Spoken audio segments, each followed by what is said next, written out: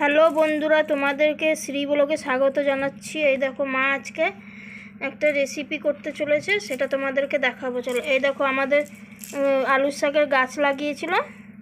এই যে আলুর শাক হয়েছে, দেখো কচি কচি আলুর শাক। পুরো তোমাদেরকে বাগানে দেখিয়েছিলাম যে আলুর শাক গাছ লাগিয়েছে মা।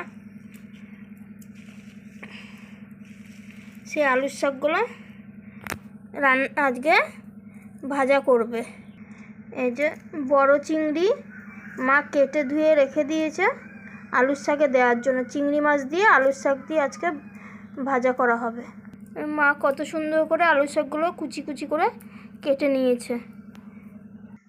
এই যে বন্ধুরা, মা কেটে ধুয়ে রেখেছে। এই যে গাছের ছিম, গাছের বেগুন, সব টাটকা টাটকা সবজি, খেতে ভালোই লাগবে। এই যে কেটে রেখে দিয়েছে আলুর শাকে দেওয়ার জন্য।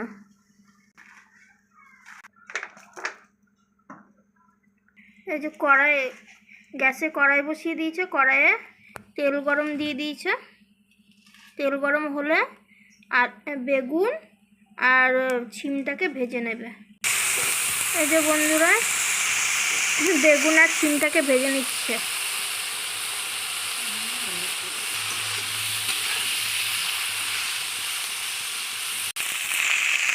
এই যে বন্ধুরা, বেগুন আর ছিমটা ভাজা হয়ে গেছে। এবার আলুর শাকগুলো দিয়ে দেবে।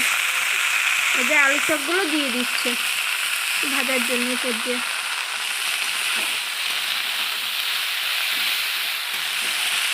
দিয়ে নেড়ে নিচ্ছি। এই যে ভাজা হয়ে গেছে, এবার শাকটাকে তুলে নিচ্ছে। এবার চিংড়ি মাছ দিয়ে ভাজবে পরে, আগে অল্প করে ভেজে তুলে নিয়েছে। এই যে কড়াইয়ে অল্প তেল দিয়ে দিচ্ছে। এই তেলটা গরম হয়ে গেছে। ফোড়নে শুকনো লঙ্কা, এই যে অল্প পরিমাণ পেঁয়াজ দিয়ে দিয়েছে। 3-4টে কাঁচা লঙ্কা দিয়ে দিয়েছে। এই চিংড়ি মাছগুলো নুন হলুদ দিয়ে ম্যারিনেট করে রেখেছিল, ওগুলো চিংড়ি মাছগুলো দিয়ে দিয়েছে ফোড়নে। ভেজে নেবে ভালো মতন। এই যে বন্ধুরা, চিংড়ি মাছটা ভাজা হয়ে গেছে। এবার ভেজে রাখা আলুর শাক আর বেগুন আর ছিমটা দিয়ে দেবে। এই যে ভেজে রেখেছিল সেই আলুর শাকটা দিয়ে দিচ্ছে। দিয়ে নাড়িয়ে নিচ্ছে। গাছের কচি সব সবজি কচি কচি। আর দেখছেন তো বন্ধুরা, যে রান্না করছে যে সব নরম হয়ে গেছে আর অল্প হয়ে গেছে, কারণ কচি কচি তো পুরো টাটকা সবজি গাছে।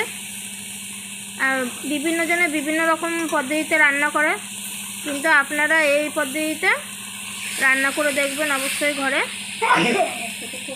হ্যাঁ, খেতে খুব ভালোই লাগবে। আর বয়স্ক মানুষরা, অসুস্থ মানুষরা, ছোট বাচ্চারাও খায়, তাই লঙ্কার পরিমাণ যদি একটু কম দেওয়া যায় খুবই ভালো হবে।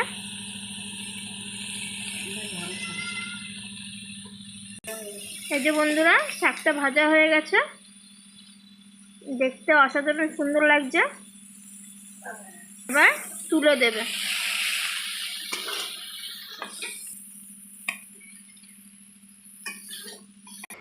এই যে বন্ধুরা, এই চিংড়ি মাছ দিয়ে আলুর শাক কমপ্লিট হয়ে গেছে। আর দেখতে কত সুন্দর লাগছে দেখুন। আপনারাও এই পদ্ধতিতে ঘরে রান্না করে দেখবেন আর খেয়ে দেখবেন, অবশ্যই ভালো লাগবে। আমি আমার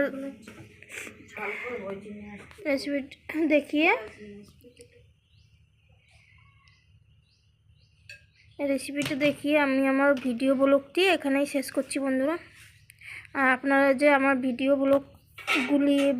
ব্লগটি সময় দিয়ে দেখছেন, তার জন্য আপনাদেরকে অসংখ্য অসংখ্য ধন্যবাদ জানাচ্ছি। ধন্যবাদ বন্ধুরা।